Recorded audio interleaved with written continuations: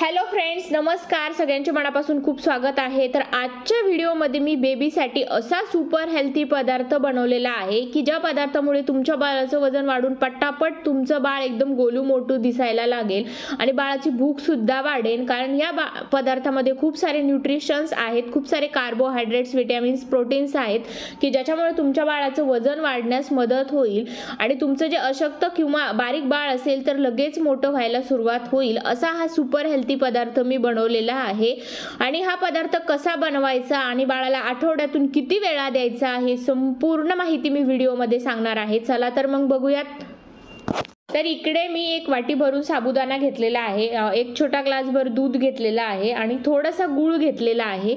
साखर मी कोणत्याच बाळाच्या रेसिपीमध्ये वापरत नाही किंवा बाळाला साखर देत नाही. 2 वर्षाखालील बाळाला तुम्ही साखर देऊ नका. साखरेऐवजी तुम्ही गूळ घालू शकता. साबुदाणा मी घेतलेला आहे तो भिजत घातला होता रात्रभर. म्हणजेच तुम्ही 6 ते 7 तास या साबुदाण्याला व्यवस्थित भिजत घाला जेणेकरून तो मऊ होईल. आणि बघू शकता अशा प्रकारे एकदम नरम झालेला आहे. असा साबुदाणा आपल्याला या रेसिपीसाठी वापरायचा आहे. बाळाला साबुदाणा खाऊ घालणं फार महत्त्वाचं आहे. आठवड्यातून 2 ते 3 वेळा अवश्य बाळाला साबुदाण्याची कोणतीही रेसिपी करून द्या. आणि मी सांगितलेली ही रेसिपी जर दिली तर फारच चांगली गोष्ट आहे. साबुदाण्यामुळे बाळाचं वेट पटापट वाढण्यास मदत होते. आता इकडे मी गॅसची फ्लेम ऑन करून घेत आहे कारण गॅसवर आपण पॅन ठेवणार आहोत तापण्यासाठी. तर पॅन गरम होण्यासाठी मी गॅसवर ठेवलेला आहे, तुम्ही बघू शकता अशा प्रकारे. आणि आपला जो पॅन आहे तो आता गरम होत आहे आणि पॅन गरम झालेला आहे. तर याच्यामध्ये आता मी अर्धा चमचा तूप घालून घेत आहे. बाळाला तूप अवश्य द्या. बाळाच्या दररोजच्या जेवणामध्ये अर्धा चमचा इतकं तूप नक्की द्या, म्हणजे बाळाला कॉन्स्टिपेशन होणार नाही. आणि बाळाला कॉन्स्टिपेशनचा त्रास झाला नाही तर बाळाला संडास वगैरे साफ होण्यास मदत होते. आणि जो साबुदाणा आहे तो आपण याच्यामध्ये टाकणार आहोत आणि मस्तपैकी परतून घेणार आहे.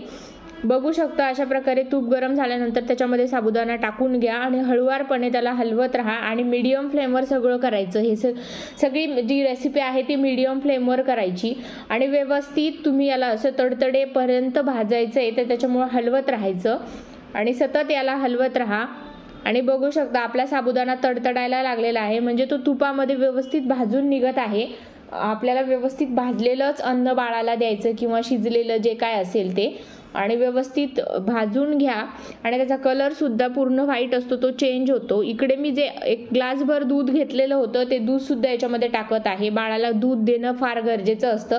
बाळाला जे कॅल्शियम असतं ते दुधामध्ये भेटत असतं. 1 वर्षानंतर बाळाला तुम्ही गाईचं किंवा म्हशीचं सुद्धा दूध देऊ शकता. गाईचं असेल तर सर्वोत्तमच. आणि मी इकडे ग्लासभर हे गाईचं दूध घेतलेलं आहे आणि हे बघा अशा प्रकारे व्यवस्थित ढवळून घ्यायचं.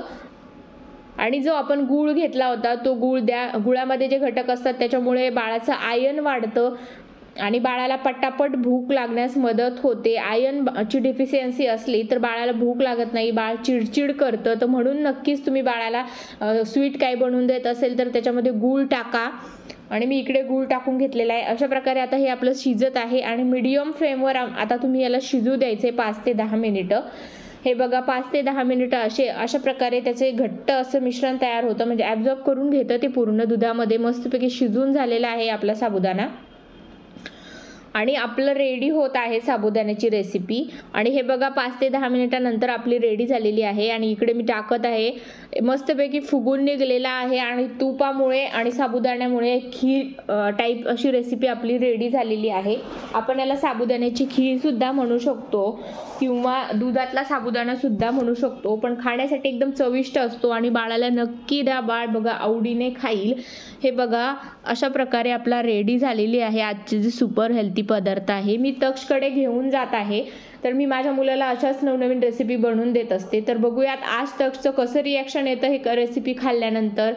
तर इकडे बघा तक्षकडे मी घेऊन आलेली आहे आणि तक्षचं रिॲक्शन बघा. तक्ष तर रेडीच असतो खाण्यासाठी, त्याला म्हणजे राहवतच नाही. आल्यानंतर गरम असेल तरीसुद्धा त्याला हात घालायची तयारी असते, खाण्याची तयारी असते.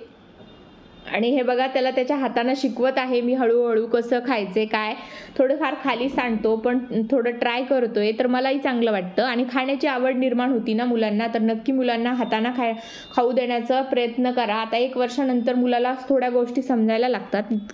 हे बघा अशा प्रकारे तक्षने खाल्लेला आहे आणि बघा तक्षला आवडलेलं आहे तक्षचं रिॲक्शन. नंतरसुद्धा तक्षने हळूहळू करत पूर्ण संपवलेलं बघू शकता. अशा प्रकारे त्याला मज्जा येते असं काही काही खाण्यासाठी. आणि हसत खेळत असं खात असतो. तुमचं सुद्धा मूल अशा प्रकारेच खाईल. 100% गॅरंटी आहे. तुमच्या मुलाला सुद्धा अशा रेसिपीज नक्कीच आवडेल आणि तुमच्या बाळाचं वजन वाढून माझ्या तकसारखं गोलमटोल दिसेल नक्कीच. तर तुम्ही नक्कीच तुमच्या बाळाला सुद्धा अशा रेसिपीज बनवून द्यायचा प्रयत्न करा, जेणेकरून तुमच्या बाळाचं जे वजन वाढेल, भूक वाढेल आणि बाळामध्ये जे काय न्यूट्रिशनची कमतरता असेल ती भरून निघेल. कारण औषधापेक्षा असे काही बनवून दिलेले पदार्थ अतिउत्तम असतात. तर नक्कीच ट्राय करा. हे बघा तक्ष किती आवडीने खातो. तक्ष मी बनवलेली प्रत्येक रेसिपी तक्ष आवडीने खातो आणि तुमचं बाळ सुद्धा 100% आवडीने खाणार, पूर्ण गॅरंटी देऊन सांगते. आणि नक्कीच अशा नवनवीन रेसिपीज नक्की ट्राय करत जा आणि मी सुद्धा तुमच्यासाठी अशाच नवनवीन रेसिपी घेऊन येणार आहे. तर नक्की मायसेल्फ तक्ष या चॅनलला सपोर्ट करा प्लीज.